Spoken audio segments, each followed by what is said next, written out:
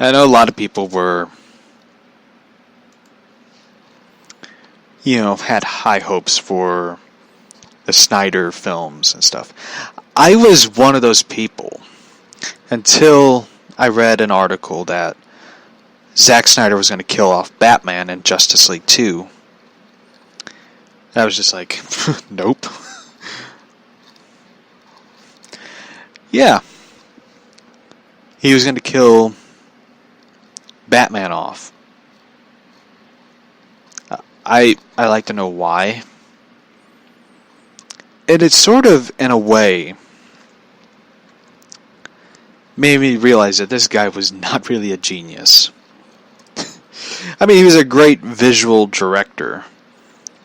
But when it comes to writing and stuff, it's just like... I love how these people who... I used to be one of them, defend Snyder.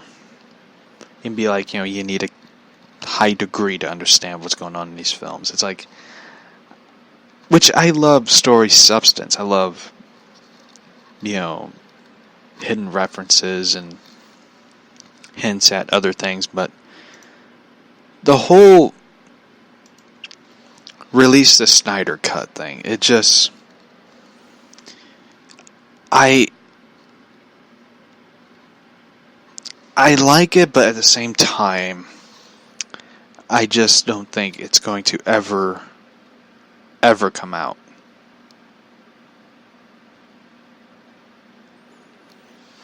I really don't.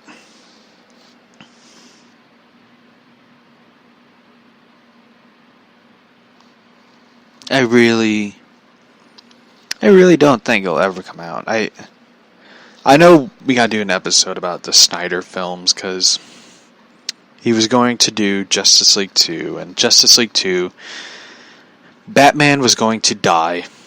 Green Lantern was expected to appear in Justice League 2. Charles Roves has rumored interest in Mark Wahlberg playing Hal Jordan, though he never was officially cast in the role. I will give them that. Mark Wahlberg as Hal Jordan would have been fucking brilliant. Because I like Mark Wahlberg. I think Mark Wahlberg's a good actor, given the right roles. I mean, he was good in The Departed, I will admit that. Snyder said that Batman v Superman was going to crosses Superman's dead body with a cryptic reference to the events of Justice League 2. The nightmare that would have been an important plot during Snyder's plans for the Nightmare future, loosely inspired by the 2013 video game Injustice: Gods Among Us. Justice League 2 would have been inspired by Grant Morrison's 2008-2009 DC crossover storyline, Final Crisis.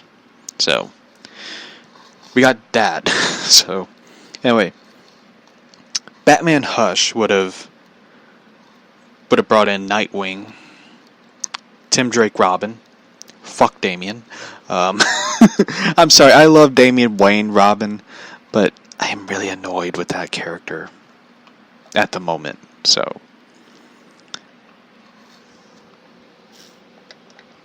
I don't know how the hell they put him in the Batman Hush films.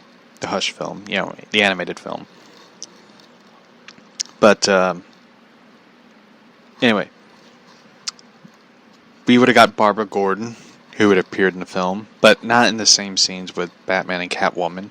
She would be at the clock tower. And the clock tower sort of resembles the clock tower that you saw in Arkham, where it has all these giant screens and stuff. Batman Hush would have sort of been the spin-off for a Nightwing film, which I always wanted to see that. I still to this day want to see Dick Grayson and Barbara Gordon reunite in Titans. I want to see that. Please. I just want to see them together in one brilliant scene. Just my opinion. So, in the Nightwing film, you would have gotten Tim Drake in it. I still think Tim Drake's awesome, so I don't know why they just don't ever use him in regular films anymore. It's kind of sad. Anyway, in that one, it's revealed that Tim Drake would be leading the Titans, which we would have gotten a Titans film led by Tim Drake. He was great. I will admit this. New 52, as much shit it gets, they finally made Tim. I think they made Tim Drake the leader of Titans, the Teen Titans, and the New 52. I think he was the leader for a while, but I am not a big. I'm not a big fan of the name Red Robin. Because anytime I hear the name Red Robin, I think of the restaurant, Red Robin. And anytime I think of that, I think of that really bad chicken sandwich I once had. I don't know how in the hell putting a grilled pineapple on a grilled chicken sandwich was a good thing. I just don't know. It just bugs me, where I'm just like, they need to really do something with Tim Drake. I mean, when you think of Red Robin, you think of like, you think of Red Hood and Robin. You just think of that. And I wish my cat would stop biting me. Ow, will you stop biting my arm? You know, I do believe that one meme photo, where it says, I love you, pet me, but I really want to bite you. That really hurts. She bit my hand, so. And she bit my hand really badly. Not badly, though, but it's like, you know the part in your hand where it's like between the thumb and your index finger? Your thumb and your first finger on your hand. That's where she bit me, and that fucking hurts. You stop attacking the wires. Anyway. Anyway.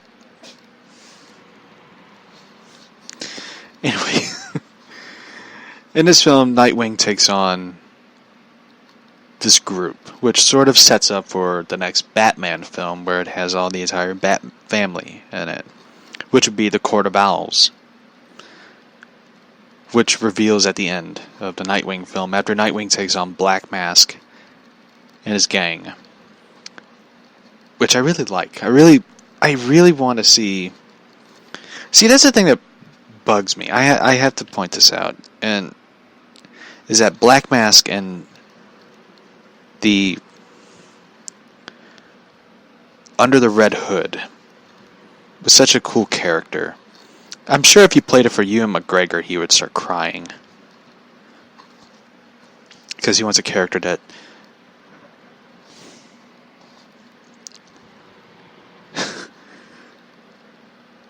that isn't violent. Sorry, I had to stop because I heard something. I heard Lola starting to try to bite me in the back of the neck. Your cat is one badass violent cat.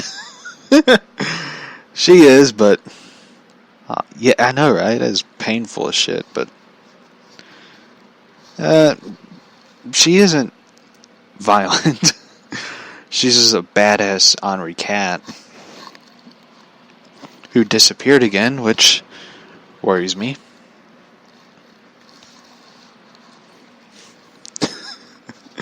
So anyway,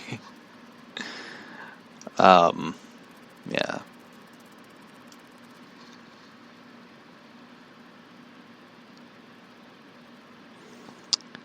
Do you think that? Oh, sorry, I was reading a question. Do you think they'll ever release the Snyder Cut? I really don't think they will. I really don't. I mean, the one thing that I wish they wouldn't have done was hire Joss Whedon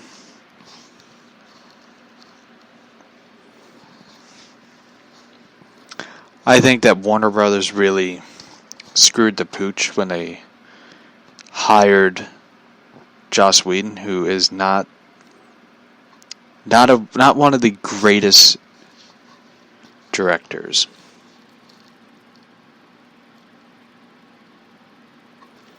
I think that